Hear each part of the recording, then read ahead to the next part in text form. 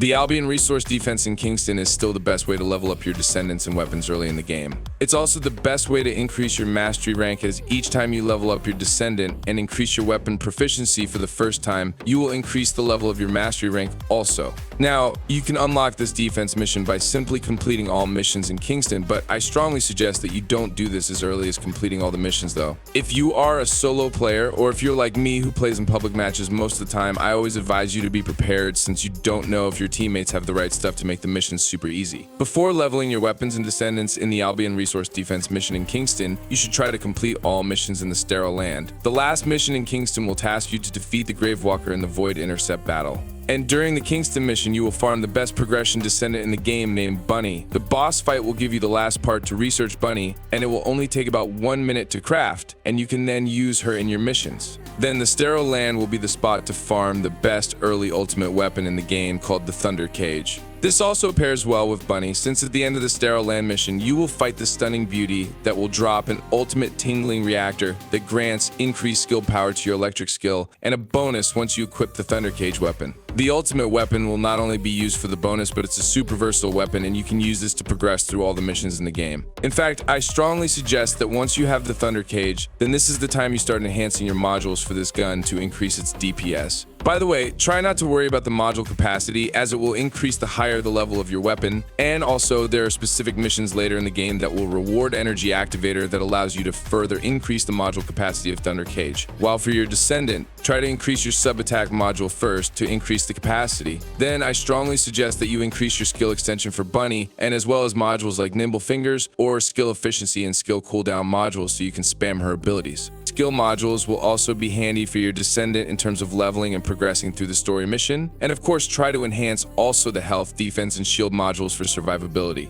Enhancing modules requires you to have tons of gold and Kuiper shards, which can be dropped by enemies and also acquired from dismantling those mods that you don't need in your inventory. Try to dismantle all those duplicate mods in your inventory so you will have room for new loot, and as well as gain Kuiper shards. The Albion defense mission in Kingston is good in farming tons of gold while leveling and increasing your mastery rank, and another reason why I suggest completing the Sterile Land is that it also has a mission which I consider as a loot cave for Kuiper shards, and as well as a best alternative for solo leveling and gaining enhancement materials to increase the attack power of your weapon. The mission I'm talking about is the large nuclear reactor mission, which is located in the classified area of the Sterile Land. Simply teleport to the outposts and go to the location. The best part about this mission is that it's super easy that you can solo it, and enemies have high chance of dropping Kuiper shards. The value of Kuiper shard per enemy drop is little though, but they can also drop modules in this mission which you can dismantle and turn to Kuiper shards. For example, the Hawkeye module is constant dropped in this mission, and you can dismantle it for 300 Kuiper shards each. Aside from that, it can also reward the action and reaction module that can be turned to 900 Kuiper shards if dismantled. Finally, you can be rewarded with tons of weapons and also reactors in this mission, which you can also dismantle to get enhancement materials used for increasing the power of your weapons. These materials that you get from dismantling the weapons, reactors, and external components you get here can be stacked, and they will allow you to craft phase changer and control axes that can increase the level of your weapon and replace a stat respectively. Then you can also craft ion accelerator to rank up your reactor to get more skill power for your Descendant. The good news is it takes less than 2 minutes to complete the mission, and the activation console for the quest is just outside the arena. So basically you can just go out and activate the mission again once you're done. Take note that it may take some time to rank up your Descendant and weapons here, as it don't give out more experience points compared to the Albion defense that increases its efficiency when you dive to higher level of the mission.